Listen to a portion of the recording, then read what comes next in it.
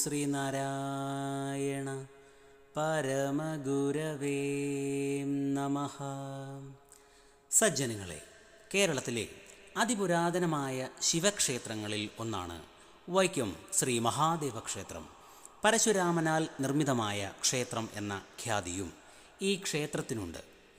ഈ ക്ഷേത്രത്തിൽ മഹാദേവൻ 3 രൂപങ്ങളിലായാണ് പൂജിക്കപ്പെടുന്നത്. രാവിലെ ദക്ഷിണമൂർത്തിയായും ഉച്ചയ്ക്ക് കിരാതമൂർത്തിയായും വൈകുന്നേരം ശക്തി പഞ്ചാക്ഷരിയായും പൂജിക്കപ്പെടുന്നു. പ്രാതൽ എന്നറിയപ്പെടുന്ന അന്നദാനം ദിവസവും നടക്കുന്ന ചടങ്ങാണ്. മിക്കവാറും 12 പറ അരിയുടെ സദ്യ തന്നെ നടക്കാറുണ്ട്.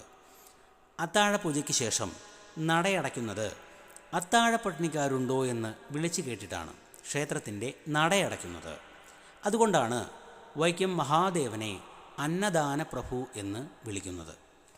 കേരളത്തിൻ്റെ എന്നല്ല, ഭാരതത്തിൻ്റെ നാനാഭാഗത്തു നിന്നും ഭക്തർ വൈക്കം ശ്രീ മഹാദേവനെ ദർശിച്ച് പുണ്യം നേടുന്നതിനായി ഈ ക്ഷേത്രത്തിൽ എത്തിച്ചേരാറുണ്ട്. ഈ ക്ഷേത്രത്തിലെ പ്രധാന ഉത്സവം അറിയപ്പെടുന്നത് വൈക്കത്തഷ്ടമി എന്നാണ്.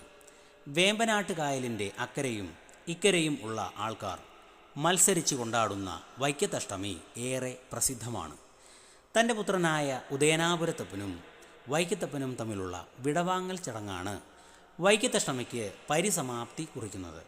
ഇവിടെ പ്രത്യേകം സ്മരിക്കപ്പെടേണ്ടുന്ന ഒന്ന് എന്തെന്നാൽ, സവർണാധിപത്യം നിലനിന്നിരുന്ന ഈ ക്ഷേത്രം വൈക്കം സത്യാഗ്രഹത്തിലൂടെയും ക്ഷേത്രപ്രവേശന വിളംബരത്തിലൂടെയും ആണ് അവർണർക്കും ക്ഷേത്രത്തിൽ പ്രവേശിക്കുന്നതിനും ആരാധന നടത്തുന്നതിനും അനുമതി കൈവന്നത്.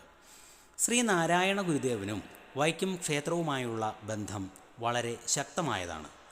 വൈക്കം സത്യാഗ്രഹത്തിന് പിന്നിൽ ഗുരുവിൻ്റെ വലിയ പ്രചോദനവും പിന്തുണയും ഉണ്ടായിരുന്നു. മഹാഗുരുവിൻ്റെ ഗൃഹസ്ഥ ശിഷ്യന്മാരിൽ പ്രശസ്തനായ TK മാധവനാണ് സമരത്തിൻ്റെ പ്രധാന സംഘാടകരിൽ ഒരാൾ. മഹാഗുരു സത്യാഗ്രഹാശ്രമം സന്ദർശിക്കുകയും സാമ്പത്തികമായും ധാർമ്മികമായും സഹായിക്കുകയും ചെയ്തു. റോഡിലൂടെയുള്ള സഞ്ചാര സ്വാതന്ത്ര്യം മാത്രമല്ല, എല്ലാ വിഭാഗം ആൾക്കാർക്കും ക്ഷേത്രത്തിനകത്ത് പ്രവേശിക്കുന്നതിനുള്ള അവകാശമാണ് മഹാഗുരു വിഭാവനം ചെയ്തത്. ക്ഷേത്രപ്രവേശന സമരം പറയുമ്പോൾ ദളവാക്കുളവും എടുത്ത് പറയേണ്ടതുണ്ട്.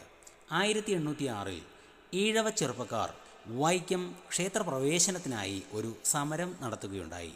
അതിനെ അന്നത്തെ ഭരണാധികാരികൾ അടിച്ചമർത്തുകയാണ് ഉണ്ടായത്. ആ കൂട്ടക്കൊലയിൽ മരിച്ചവരുടെ മൃതദേഹങ്ങൾ നിക്ഷേപിച്ചിട്ടുള്ള കുളമാണ് ദളവാക്കുളം എന്ന് അറിയപ്പെടുന്നത്.